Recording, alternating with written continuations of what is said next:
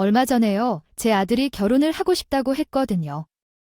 그 순간에 며느리가 누구인지 어떤 사람인지에 대한 궁금증이 아니었어요. 문득 신우의 얼굴이 제 머릿속에 떠올랐습니다. 그런 걸 직감이라고 하는데 아마도 저도 모르게 신우에 대한 걱정을 했던 것 같아요. 그런데 역시나 제 예감은 틀리지 않았어요. 사람은 살이 안 바뀐다고 하잖아요.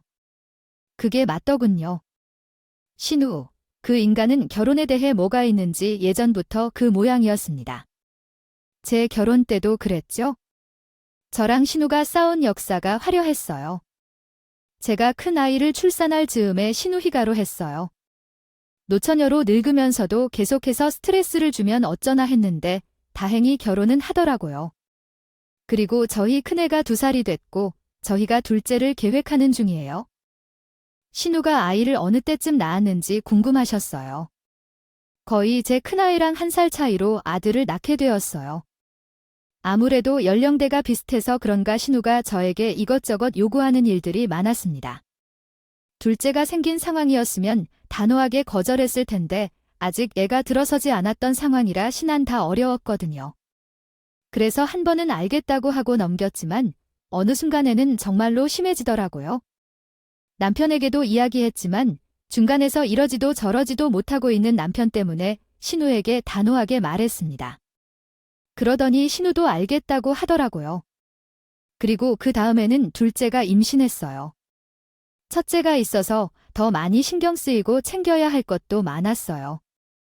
셋째 생각이 없으면 둘째를 놓아야 한다는 말을 들었지만 큰 아이가 있으니 산후조리원에 오랜 기간 있기도 어려워 보였어요.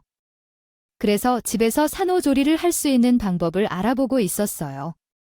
그러던 어느 날 신우가 연락을 해서 둘째를 놓고 집에서 산후조리를 한다며 내가 도와줄까 물어봤어요. 형님도 한번 해봐야지요 라고 말했죠. 괜찮아요. 요즘엔 집으로 오는 이모님들도 있으니 그분들을 통해 알아볼 예정이에요. 그 정도가 얼마나 비싼지 상조하는 분들이 많으니까 그 정도는 가능할 거예요. 저 같은 경우에는 집에서 제가 산후를 같이 키워가며 집에서 애 보실 수 있으니까 그 정도는 괜찮을 거예요. 그럼 오후에 혼자 오셔도 돼요? 해보려고 애를 낸다 해도 바로는 친정엄마가 주신다고 했어요. 사도 연세도 있으신데 아이를 보기 힘드니 그러지 말고 그냥 내게 돈을 주면 내가 갈 테니 조카를 볼 수 있도록 해줄게요.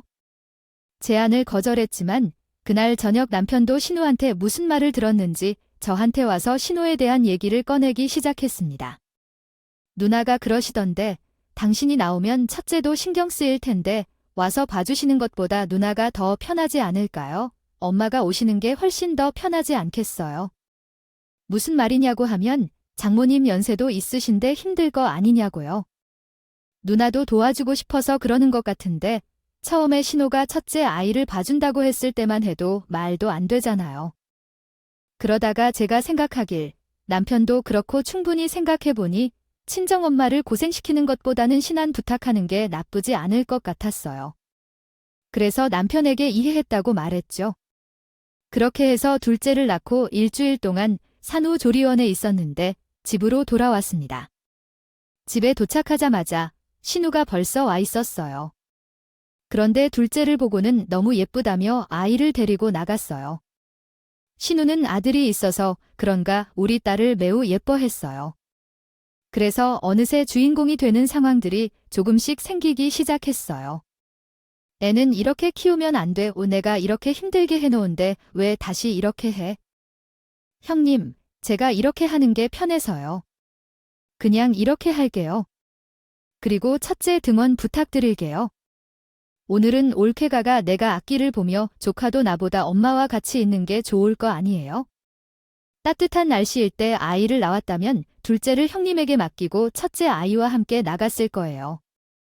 근데 한파가 주입되는 정도로 추운 날씨인데 몸이 푼 지 1달도 되지 않은 산모인 저에게 첫째를 데려다 줘라는 말에 어이가 없어 신우한테 한마디 했습니다. 형님, 제 아이도 이제 1달도 안 됐어요. 여름이란 따뜻한 날이 아니고 한겨울인데 나가기 좀 힘들어요. 따뜻하게 입고 나가면 괜찮을 거예요. 우리 현준이도 엄마와 가는 게 좋을 거예요. 신우가 저희 첫째에게 일부러 엄마와 같이 갈 수 있다는 식으로 말하자면 저희 첫째도 신나서 엄마와 가고 싶다고 말하기 시작했습니다. 그래서 어쩔 수 없이 저가 큰 아이를 데려다 주었어요. 나갔다 온 후에 사람들의 소리가 들리길래 신우가 라디오를 켜놓았을까 생각해서 거실로 갔더니 신생아인 아이랑 함께 TV를 보고 있었어요. 그래서 제가 뭔 짓을 하는 거냐며 소리치고 TV를 끄었습니다. 신우는 무엇이 잘못된지 모르는 듯이 제 둘째 딸이랑 함께 잘 보고 있는데 왜 그러냐며 큰 소리로 나서니까 도저히 신우와 한 공간에 있을 수 없다 생각하여 집 밖으로 내보냈습니다. 신우는 논란이 있었다고 하더라고요. 산우는 신가하는 것처럼 꼽군 그래서 오지 말라고 얘기해버렸어요. 신우를 제 집에서 내보내버렸습니다. 나중에 우리 집에서 요리를 도와줄 수 있는 이모님을 찾게 되었어요. 몇 시간 뒤에 신우가 남편에게 전화를 했는데 그 이야기를 전해주기로 했죠. 남편은 자고 있었는데 내 이야기를 듣고 나서 신우한테 너무하는 것 아니냐고 하더라고요. 하지만 다시 신우를 우리 집에 부를 생각이 없었기 때문에 남편에게 단호히 이야기했습니다. 당신의 형님에게 무슨 일이 있어서도 나는 섞여들지 않겠어요. 그걸 바라는 것 아니에요? 누나가 일부러 그런 건 아니고 아이에게 좋아하는 것을 보고 놀랐을 뿐이에요. 아이가 좋아해서 그렇다고 해서 그게 이유라고요? 신우와 생기는 작은 일 때문에 남편과 많은 말다툼을 했던 것 같아요. 솔직히 이혼 생각도 많이 했었습니다. 그러나 자식이 둘도 있고 우리 아이들이 결혼할 때 상대방 부모님께 책임이 잡히지 않았으면 하는 마음에 참으며 결혼 생활을 이어갔습니다. 우리 큰아들과 신혼의 아들이 1살 차이가 나기 때문에 자연스럽게 비교하게 되었습니다. 다행인 것은 있었지만 저희 아들이 신우 아들보다 공부는 잘하는 편이었고 대학도 잘 갔습니다. 우리 아들이 대학을 갔을 때 신우가 저한테 자기 아들도 그 정도는 갈 수 있다고 얘기했는데 서울 안에 있는 대학은커녕 지방대조차 겨우 갈 정도였어요. 그때도 신우는 저한테 자기 아들이 이번 수능을 망쳐서 그런 것이라고 하며 원래는 서울에 있는 대학도 고를 수 있다라고 얘기했었습니다. 자존심을 챙기려는 것인가 싶었어요. 보다라는 생각에 저도 별로 말하지 않았습니다. 그러다가 저희 아들은 변호사 시험에 합격하여 변호사가 되었고 신인의 아들은 경영회사원이 되었어요. 누가 봐도 저희 집 아들들이 잘된 상황이었어요. 신우는 요즘 변호사들도 서비스 업무 때문에 많이 힘들어한다고 하더라고요. 그래서 저는 웃으며 그래도 우리 아들은 한 달에 몇 천만 원을 벌니까 괜찮다고 해버렸죠. 돈이 모든 것이 아니라며 다투는데 어젯밤 나이가 들어도 변할 게 없을까 싶었어요. 그렇게 저희 아들에게 매번 밀려서 도중에 한 번 운이 좋아진 일이 있었습니다. 그건 곧 결혼을 앞두고 있던 우리 아들의 일보다 앞서 결혼하게 된 사건이었습니다. 그렇긴 한데요. 하루는 신우이를 기준으로 시작했어요. 내가 말했잖아. 우리 아들을 결혼시키기 위해 며느리를 데려왔다고. 난 좀 늦게 결혼시키고 싶은데 여자 쪽에서 빨리 결혼시키자고 난리가 났어요. 들어보니 며느리가 댁이 달린다고 하더라고요. 요즘은 여자들도 능력이 좋아서 대기업 다니는 애가 또 남자볼이 눈을 뜨고 있는 모양이더라고요. 그래서 우리 아들을 콕 찍었다는 거야? 자기 아들이 잘나서 그런 것 같아서 난 자애를 기울이고 매달렸다는 식으로 말했어요. 한두 번은 그냥 넘겼어요.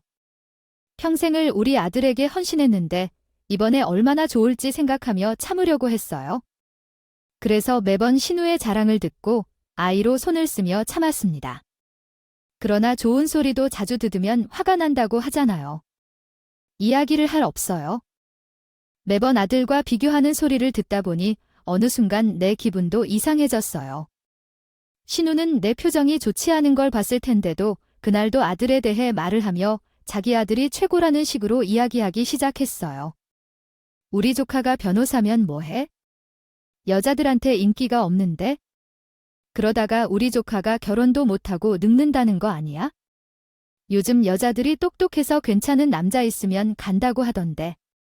우리 며느리 봐, 우리 아들 다른 애가 줄까봐 결혼하자고 하잖아. 제가 한마디 하려고 하자 남편이 옆에서 쟤를 말리더군요.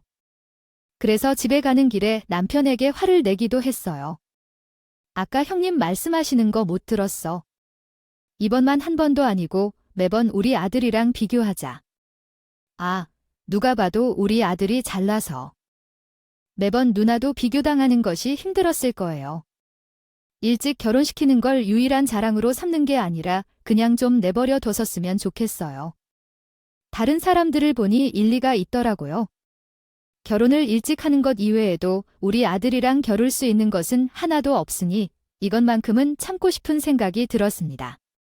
그러던 중 신우아들이 결혼 준비한다는 소식을 들은 날 신이가 나와 남편을 불러주셨어요. 왜 그런지 궁금해서 신이를 찾아갔습니다. 결혼식에 들 거란 생각을 했지만 정이 있다면 맞는 것 같다며 돈을 미리 모아놓아야 한다고 했지만 우리 아들은 스스로 돈을 벌고 있으니 걱정하지 않아도 된다고 하더라고요.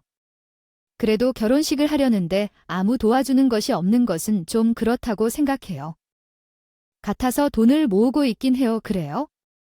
얼마 정도 해줄 생각이야? 글쎄요. 한 5천만 원에서 1억 정도 지원해 주지 않을까요? 그건 그때 보면 되겠네요.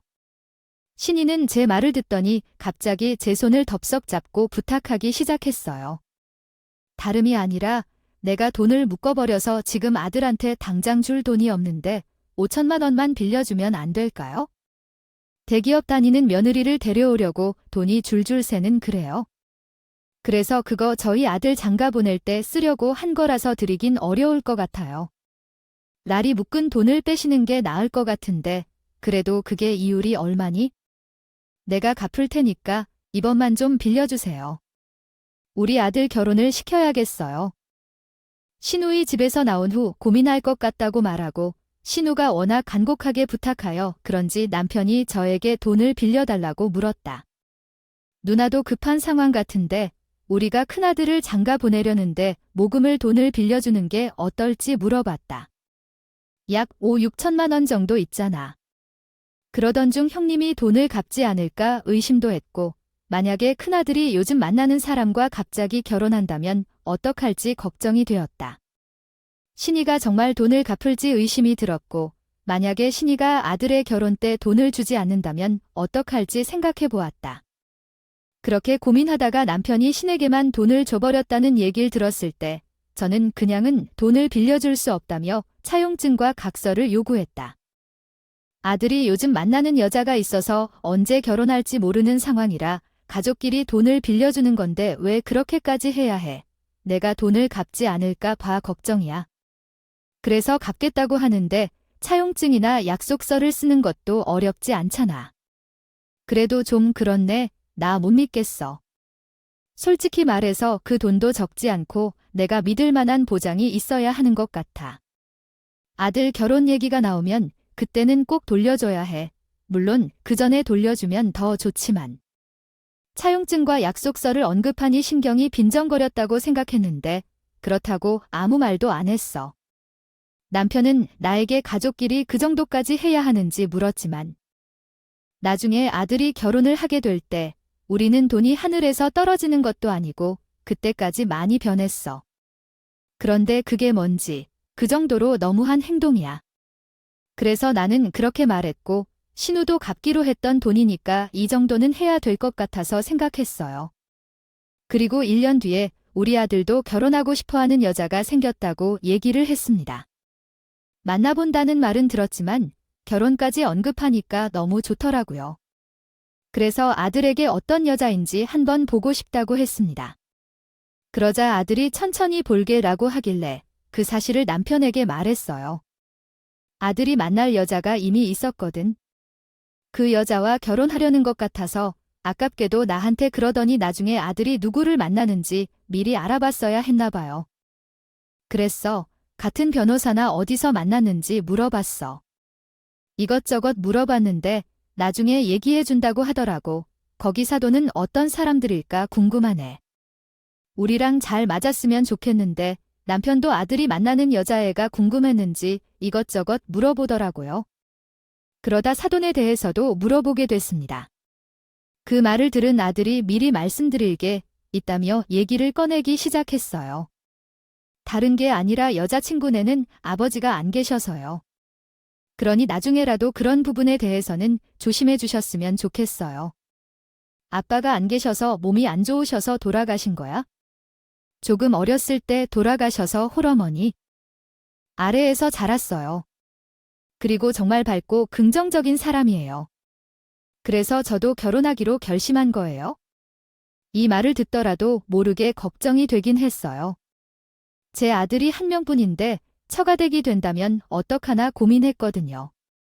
남편도 저와 비슷한 생각이었는지 복잡해 보이는 얼굴이었습니다. 그래도 한번 시도해보자는 생각이 들었어요. 남편에게 같이 한번 보는 게 어떨까요? 물어봤죠. 남편은 괜히 부담 주지 말자고 하길래 아쉬운 마음을 감춰야 했습니다. 그래도 우리 아들이 결혼을 강요하고 있었기에 상견례를 통해 사돈이 될 사람과 며느리, 손주를 보는 것도 좋겠다고 생각했어요. 사실 엄마를 보면 딸을 알 수 있잖아요. 저희 아들이 상견례 한다는 소식을 들은 신이가 저희 집에 와서는 자기도 상견례에 참석하고 싶다고 얘기했어요. 이번 주에 상견례 간다고 했지만 나도 시간이 미어났으니까 같이 가면 되겠다고 했어요. 거기를 왜 형님이 가세요? 상견례는 집계 가족들끼리만 오기로 했어요. 왜 그렇게 섭섭하게 말을 하세요? 나는 우리 현준이 아기 때도 봐주고 가깝게 지내서 나도 나 아들처럼 생각하고 챙겼는데 그래도 제 아들이니까 상견례는 저희만 갈게요.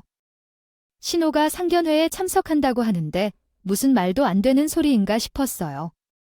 심지어 상대방은 어머니라 우리가 사람이 더 많아서 딸이 오지 않아야 한다고 생각했어요.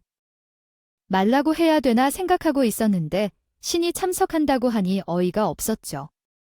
근데 옆에서 신우가 말해 남편이 괜찮지 않겠냐고 하더라고요. 누나도 가족인데 같이 가서 얼굴 보고 하면 좋지. 말을 왜 그렇게 섭섭하게 해. 그리고 누나는 아들 결혼도 시켜봤으니 우리가 못 버는 것들을 볼 수 있잖아. 아들 결혼시키는 거야 다 비슷하니. 그리고 거긴 호르몬이라 안 그래도 우리 식구가 더 많을 텐데 형님까지 계시면 히 더 신경 쓸 것 아야. 결혼하면 다 보고 지낼 사이잖아. 상관이라는 게 서로 가족을 소개하는 자리 아니야?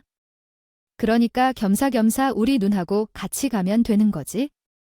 남편은 물론이고 신호도 저희 아들 상견례에 가겠다고 성화를 부리니 결국 알겠다고 했습니다. 그리고 며느리들은 아이한테 전화를 걸었어요. 미리 얘기를 하는 것이 나을 것 같았거든요. 다름이 아니라 우리 아들 고모도 상견례 오고 싶다고 하셔서 그러는데 너무 불편하지 않을까 싶어서요. 저는 사람이 많을수록 좋다고 생각해요. 북적북적하면 더 안심이 되기도 하고요. 저는 괜찮아요. 어머니, 그렇게 말해주셔서 고마워요. 내가 우리끼리만 하고 싶다고 말했는데 내가 너무 궁금하다고 하시면서 오고 싶다고 하더라고요. 너무 감사하네요. 그날 예쁘게 하고 가야겠어요. 며느리들 아이를 본 적은 없지만 싹싹한 것 같다는 생각이 들었어요. 처음 아들한테 홀어머니 밑에서 자란 외동딸이라고 해서 너무 새초록 맞진 않을까 싶은 생각도 들었어요. 였습니다. 그래서 나도 딸을 키워본 적이 있고 그런 점에서는 할 수 있겠지만 우리 딸은 살아있는 스타일이 아니어서 며느리가 그런 성향의 아이가 들어오면 어떻게 해야 할지 고민이었습니다.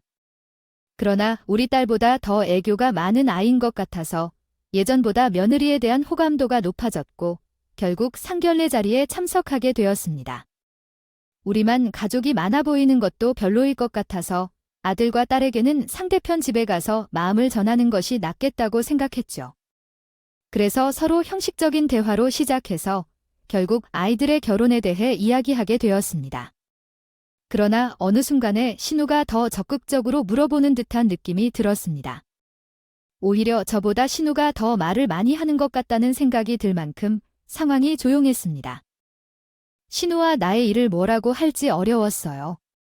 그래서 상냥하게 서로 웃으며 상황을 정리했습니다. 그런 다음에 신이가 나를 붙잡고 결혼을 시킬 거냐고 물었어요. 들어보니 홀어머니는 우리 조카처럼 상냥한 며느리도 아니라고 결혼을 시키지 않는 게 나을 것 같다고 하네요. 홀어머니 밑에서 잘하고 밝게 해온 것 같은데 무엇이 문제인지 모르겠어요. 다양한 집이 있고 나는 정말 잘하고 있다고 생각해요. 두 사람이 예쁘게 하는 걸 보니 기분이 좋고요. 올케는 정말 아무것도 모르는 것 같아서 반반 결혼을 하라고 권해주고 있어. 요즘 젊은이들은 반반 결혼을 자주 한다고 하던데 결혼은 사실 생각보다 굉장히 좋은 것 같아요. 그렇게 해야죠. 둘이 좋아서 결혼하는 건데 우리 큰 조카가 그냥 작은 해 다니는 애도 아니고 변호사 시그나 되는데 열쇠 2개 정도는 가져와야겠죠. 변호사 아들을 둔 사람은 저인데 신이가 계속 저희 아들 결혼에 이래라 저래라 하려고 하는 것처럼 보였습니다. 그래서 제가 신경 쓰지 말라고 해버렸어요. 제가 괜찮다고 하는데 왜 그러세요? 그리고 형님은 신경 쓰지 마세요. 어떻게든 자기들의 힘으로 하려고 하는 모습이 보여서 전 보기만 좋은데 신호는 손사래를 치며 제 말을 뚝 끊고는 본인 얘기를 시작했습니다. 내 귀한 첫 조카를 아빠도 없는 애한테 장가 보내라고 하는 게 말이 되는가? 그러다 아들 뺏기는 거야? 이제 사돈댁에 아주 주는 거야? 신우의 말을 듣던 남편도 갑자기 신우의 편을 들며 맞장구를 시작했어요. 그러더니 누나 말을 들어보니까 우리가 너무 아무것도 안 받는 것 같은데 그래도 서로 예의가 필요하잖아. 예전에는 그런 것들이 다 형식이라면 그리고 나는 아들을 가지고 장사할 생각 없어. 둘이 좋아서 결혼하는 거고 알아서 결혼 준비도 다 한다는데 부모가 돼서 도와주지는 못할 망정 돈 원 달라고 하는 게 말이 되겠어? 그래도 그건 아닌 것 같은데 남편이 제 눈앞에서 또 신우의 편에 들리 예전 일들이 떠오르더군요. 그래서 남편한테 아들을 결혼시키고 싶으면 똑바로 행동하라고 했습니다. 당신 아들을 팔고 싶어서 그래? 당신이랑 나도 형님 때문에 결혼 안 해, 이혼 안 해 했던 거야? 기억하시겠지만 제 문법 수정을 요청하셨습니다. 다음은 수정된 내용입니다. 기억나나요? 누나가 우리를 생각해주는 말을 가지고 뭘 그러세요? 나를 세우셔서 우리 아들이 잘 키우면 좋잖아. 남편은 그래도 변호사고 아들이 있는 거니까 어느 정도 대접받을 때가 있어도 장갑을 하는 게 좋겠지 않냐고 했어요. 하지만 저는 꿈도 꾸지 말라고 소리쳤어요. 그 후로는 잠잠해졌죠. 더 안 그러겠다고 했습니다. 그런데 집에 딸과 둘이 있는 때가 있었어요. 딸이 지상한 말이 들렸다며 제게 얘기해주기 시작했어요. 요즘 아빠랑 고모랑 같이 다니면서 적어도 어느 정도는 받아야 된다고 이야기하더라고요. 뭐야, 결국 혼수예단 같은 거 받을 거라고 했잖아. 그런 거 안 하기로 했었잖아. 언제 그런 말을 들었었어요. 어제도 들었었어요. 곧 돈을 받을 예정이에요. 그는 수 있다고 말했을 때 나는 예물이나 예단 같은 것을 한 가지 이상 줬거든. 그런데 왜 고모는 오빠의 결혼식에 참석할 수 없다고 안 했을까? 아무래도 고모는 이미 장가 보냈었기 때문일 거야. 전에 선례 자리에서도 고모가 엄마보다 더 많이 말하는 것 같았어. 이러다가 새 언니에게도 고모가 연락하는 거 아니야? 딸 얘기를 하고 있었는데 설마 그럴 일은 없을 거라고 생각했을 텐데. 그러나 예상할 수 없는 신호가 나타나서 걱정이 앞섰어. 혹시나 하는 마음에 나는 먼저 며느리에게 연락을 했어. 좀 만나보고 싶고 묻고 싶어서 말이야. 싶었어요. 그런데 수화기어 들려오는 며느리 목소리가 너무 무겁게 느껴졌어요. 요즘 결혼이 잘 준비되고 있는지 물어보려고 했는데 무슨 고민이 있나요? 왜 이렇게 목소리가 안 좋아 보이세요? 말씀하신 예단 준비를 하고 있는데 생각보다 쉽지 않아서 결혼을 좀 미룰까 고민하고 있어요. 그래서요. 예단은 아무것도 안 하기로 했었잖아. 갑자기 예단 얘기를 꺼내는 며느리에게 그게 무슨 뜻인가요?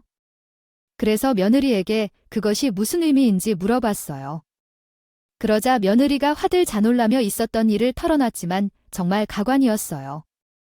그 이야기가 끝나고 나서 고모님과 아버님이 저에게 한번 만나보자고 하셨어요. 그래서 저는 어머님이도 계실 줄 알았어요. 나갔는데 고모님이 아버님만 계시더라고요. 두 분이 저한테 그래도 변호사한테 시집 보는데 아무것도 안 하고 반반 결혼한다는 건 말이 안 된다고 하시더라고요. 그러면서 1억은 준비해오라고 하셔서 어떻게 하나 싶어 우선 준비를 하고 있는데 뭐 그런 거 하지 마세요. 상례 자리에서도 안 하기로 했잖아. 근데 고모님이 변호사한테 시집 오는 건데 너무 맨입으로 오면 나중에 시집살이 호되게 당할 거라고 하면서 억을 고모님에게 보내면 고모님께서 잘 말씀해 주신다고 하셨어요. 며느리 이야기를 들어보니 신우이랑 남편이 며느리를 찾아가서 1억이나 되는 돈을 예단으로 준비하라고 했었나 봐요. 아마 예전에 우리 아들이 결혼시키면 5천만 원 달라고 한 것 같아요. 그래서 나는 그것이 그런 이유일 것 같다는 생각을 했는데 5천만 원도 아니고 1억이나 되는 돈을 며느리에게 달라고 요청하는 것이 이상하다고 생각했어요. 그것을 신우이에게 차근차근 알아보려고 했고 우선적으로 며느리에게 예단할 생각은 없고 그 돈을 보내고 다시 돌려받을 거라고 걱정하지 말라고 했습니다. 아마도 우리 남편까지 찾아가서 한 말이기 때문에 그런지 며느리가 많이 걱정하는 것처럼 보이더라고요. 이렇게 순진하고 착한 아이에 대해 어떻게 그럴 수 있을지 의문이 들었기에 화가 치밀었습니다. 그렇게 며느리가 될 아이와 전화를 끊은 후 곧장 신우이 내로 들어가서 소리쳤습니다. 아니, 형님이 뭔데 내 며느리에 대한 예단을 달라고 하는 거야? 제가 이렇게 신이한테 따지면 당황하는 것처럼 보일 줄 알았지만 더 뻔뻔하게 나오기 시작했어요. 웃기는데 나조차 이해해야 될 것 같아. 그런 것이야 솔직히 받아주고 싶잖아. 체면 때문인지 사람을 좋게 보이고 싶어서 그런 건지 모르겠지만 어쨌든 내가 대신 얘기해 줄 테니 고마워해야 할 것 같지 않아? 이렇게 올케가 행동하니까 미련하게 이슈가 생겨. 아들 뺏기는 일로 만들어지니 제가 돈 받고 싶다고 한 적 있나요? 결혼에 참견하기보다 결혼식에 참석할 생각하지 않을래요? 나조차 그렇게 생각했을 뿐이야. 하지만 왜 내 조카의 결혼식에 가지 못하는지 언급하고 지금 이런 상황을 만들어 놓고 내 아들 결혼식에 참석한다고 이야기하셨어요. 그 얼굴을 보는 것도 싫으니까 우리 아들 결혼식은 물론이고 다시는 연락하지 마세요. 신우는 우리 아들 결혼식에 자기가 왜 못 가냐고 소리 지르자 다시는 연락하지 말라고 말하고 집으로 와 버렸어요. 집에 들어오니 마침 남편이 있더군요. 그래서 남편한테도 신우는 우리 아들 결혼식에 부르지 않을 거라고 얘기했습니다. 애들이 보는 눈도 있고 고당신도 형님과 친한 사이라 내가 이렇게까지 하려고 하지 않았는데 나 더 이상 형님 안 보고 살 거야. 연락을 끊을 건데 그렇게 알아. 왜 그래? 예단 때문에 그래? 돈 때문에 그래? 당신도 잘 알고 있네. 그때 당신도 있었지? 근데 형님이 그러는 걸 그냥 지켜만 보고 있었어. 어떻게 내가요? 애한테 1억이나 되는 돈을 달라고 하고 싶어서 어떻게 말해야 할지 고민 중이야. 솔직히 우리 대신 그렇게 말해주면 어떡할까? 우리 아들 결혼 안 시키고 싶어서 그렇게 하는 거야? 아들한테 주는 것이 너무 아깝지 않은데 누나 말도 어느 정도 이해가 되더라. 그리고 그쪽도 오히려 우리에게 돈을 주는 게 더 마음 편할 것 같아. 남편이 하는 말을 듣는데 신우뿐만의 문제가 아니라는 생각이 들었어. 남편이 이러니까 신우를 데리고 며느리를 만나러 가야겠다는 생각이 들었어. 사실 남편이랑 몇 번 이혼을 결심하기도 했었지만 나중에는 아이들이 예상치 못한 어려움을 겪을까 봐 참고 있어야겠다는 생각이 들었어. 살았더니 이제 아이들도 다 컸겠다. 우리 아들 며느리들 해도 호름 머리 밑에서 컸는데도 불구하고 얼굴에 구김살 하나 없이 큰 거 보니 남편을 더 이상 괴롭히지 않고 살아도 되겠다는 생각이 들었습니다. 그래서 그 자리에서 남편에게 한마디 했어요. 당신도 내 아들 결혼식에 올 생각 말고 저는 곧장 집에서 나와 며느리에게 연락해서 사돈댁으로 인사드리러 갔어요. 월 입장을 바꿔서 생각해봐도 우리 딸이랑 결혼하는 남자 쪽이 예단을 요구했다면 숨이 턱 막히며 이걸 어찌해야 되나 말해야 되나 고민이 많았을 것 같거든요. 그래서 이런 내가 직접 찾아뵙고 사과드리는 게 맞겠다는 생각이 든다. 들은 바와 같이 죄송합니다. 사동도 괜찮다고 하셨지만 나의 시댁 식구와 남편이 복이 없다면서도 사돈과 며느리의 복이 있는 것 같은 생각이 들었습니다. 그래서 그렇게 사돈께 사과를 하고 집에 돌아와서 짐을 정리하고 있었습니다. 그런데 남편과 신이가 집에 들어와서 난동을 부리기 시작했습니다. 왜 우리 조카 결혼식에 못 가느냐고 하면서 예단 대신 돈을 받은 것도 아니고 돈 구경조차 못하였기에 난정하는 것입니다.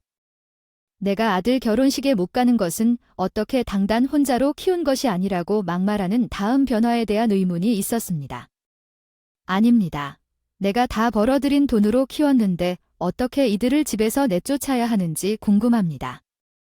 아들이 집에 들어오던 순간 남편과 신우가 하는 이야기를 들었는지 모르겠지만 나 쪽으로 성큼성큼 다가오더군요. 그래서 남편이 아들에게 내가 한 말을 그대로 하면서 어이없다는 식으로 행동하기 시작했어요. 너희 엄마가 나한테 뭐라고 했는 줄 아냐? 결혼식에 오지 말란다고. 그게 말이 되냐고 모타한테 그랬어. 없는 것도 아니고 가족이 있는 거에 감사해야지. 아들은 남편과 신우가 하는 말을 듣고 가만히 있었어요. 그리고 한마디 했어요. 저랑 결혼할 여자한테 가서 돈 달라고 하셨다면서요. 다행히 엄마가 잘 수습하고 마무리되긴 했지만 저 역시 고모는 물론이고 아버지도 좀 종잡을 수 없었어요. 결혼식에 참석하고 싶지 않아요. 게다가 엄마께서 이혼하신다고 말씀하셨는데 이에 대해 제가 말씀드리겠습니다. 아버지와 고모와 더 이상 연락하지 않을 예정이어서 나는 그들에게는 없는 사람으로 여겨지고 싶습니다. 다른 누구도 아닌 아버지가 어떻게 결혼식에 참석하지 말라고 하는지 이해할 수 없습니다. 나도 그동안 아들로서 최선을 다해왔기 때문에 이제는 더 이상 그럴 필요가 없다고 생각해요. 그러니 제 결혼식에 오지 말고 나에게 연락하지 말아주세요. 너 아빠한테 이런 말을 하는 게 아닌가 해서 이처럼 천년에 그렇게 끊기기를 원하지 않아요. 또한 나한테 돈을 달라고 하는 가족이 없는 걸로 알아요. 생각해보니 살아가는 게 더 낫겠다고 생각해요. 남편과 신우가 화를 내면서 타일러도 봤지만 제 아들은 계속해서 끝까지 단호하게 주장했어요. 그래서 결국 남편과 신우가 자신들이 잘못했다고 인정하며 아들을 채찍질하면서 시작했습니다. 아들을 설득하기가 어려울 것으로 생각했지만 저에게 와서는 그런 생각이 아니었다며 사과를 했어요. 당신도 알다시피 나도 돈에 욕심 많은 사람이 아니야? 근데 우리가 사돈 쪽에서 말하는 대로 다 해주면 우리를 너무 쉽게 보지 않을까 봐 그런 거야? 그리고 누나도 그렇게 하는 게 좋다고 해서 그런 거지. 그게 아니라 형님이 갚아야 하는 돈 때문에 그렇다는 거겠지? 그리고 내가 몇 번이나 예물이나 예단을 받을 거라고 생각했다면 고개를 끄덕일게요. 말했지만 나에게 이야기하면 안 돼. 뻔하게 알아서 내가 몰래 형님하고 작법을 범한 거야? 그러니까 내가 다시 며느리를 찾아가서 예단을 달라는 말은 하지 않을 거야. 할 일은 우리가 함께 보낸 시간이 얼마나 되었냐는 거야. 이것만으로 이혼을 하겠다는 게 말이 돼? 요즘에는 황당하지만 유행이라고 하던데 신우 때문에 몇 번이나 이혼하고 싶었는지 모르겠어. 근데 이젠 보니 당신과 함께 살 필요가 없을 것 같아. 그래서 애들은 어떡할 거고 당신도 알다시피 우리 딸은 나중에 무슨 소리를 들을까 생각하고 있어. 나도 생각했겠지만 그러나 우리 며느리가 보니 그렇게 생각하는 사람이 이상하다고 말이야. 물론 처음에는 편견을 가질 수 있겠지. 하지만 그걸로 사로잡혀서 사람을 제대로 볼 줄 모르는 사람이면 사양하겠습니다. 그러니까 제 딸이나 저 힘이 걱정하지 말고 여러분은 여러분의 걱정에만 집중하시기 바랍니다. 남편과 신우는 어떻게든 제 아들과 제 마음을 돌아보려고 노력했지만 쉽지 않았습니다. 저와 아들은 마음이 이미 확고했거든요. 결국 신우뿐만 아니라 남편도 우리 아들의 결혼식에 참석하지 못했습니다. 제가 아들의 결혼식을 마무리한 뒤 남편과의 이혼을 준비했습니다. 우리는 많은 세월을 함께 살았기 때문에 이혼 과정은 생각보다 간단하지 않았어요. 시간이 약간 걸렸지만 남편과의 결혼 생활을 정리하게 됐습니다. 그 과정에서 상당한 재산 분쟁이 있었는데 남편으로부터 받은 돈으로 제 딸과 함께 살 수 있는 집을 한 채 구입할 수 있었습니다.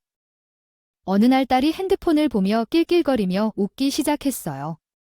뭐가 그렇게 재밌냐고 물어봤더니 다니 아빠, 엄마랑 이혼하고 나서 고모한테 가서 돈 달라고 했나봐. 고모 때문에 이혼했다고. 근데 고모도 돈이 없으니 당장 어떻게 해야 할지 몰라 결국 준상이 오빠와 연니한테 돈을 달라 했나봐. 그래서 준상이 오빠네 그런 상황 때문에 이혼 준비 중이래. 고모가 사고를 친 것 때문에 아주 힘들었나 봐. 그렇게 우리 오빠를 결혼시키려고 치더니 꼴이 나쁘더라. 준상이 오빠와 종종 연락하는데 고모 때문에 이혼을 결심했다는 이유로 싸웠다고 했대. 고모가 준상이 오빠한테 돈을 달라고 했나 봐. 한 번만 했다고 하지만 모르겠어. 고모 성격은 저도 알 거예요. 딸을 통해서 신인과 남편이 어떻게 살고 있는지 알게 되었어요. 남편이랑 저랑은 근 30년 이상 살았으니까 본인 주머니에 있던 돈들이 나에게 넘어오게 되었죠. 돈이 많으면 잘 모르지만 오히려 없을수록 한 푼 한 푼이 너무 소중하거든요. 그래서 남편도 시부라를 찾아가서 돈을 달라고 했던 것 같아요. 시부라가 돈이 있었다면 어렵지 않게 줬을 텐데 돈이 없어서 신인은 본인의 아들 며느리를 쪼개는 거죠. 그 과정 중에 신인의 며느리가 지겹다고 하며 이혼하겠다고 한 것 같아요. 우리 아들의 결혼 생활에 대해 그렇게 나이니까 결국 본인 아들의 결혼 생활을 망쳐 놓았더라고요. 이런 것을 보면 참으로 인생은 할 수 없는 것 같아요.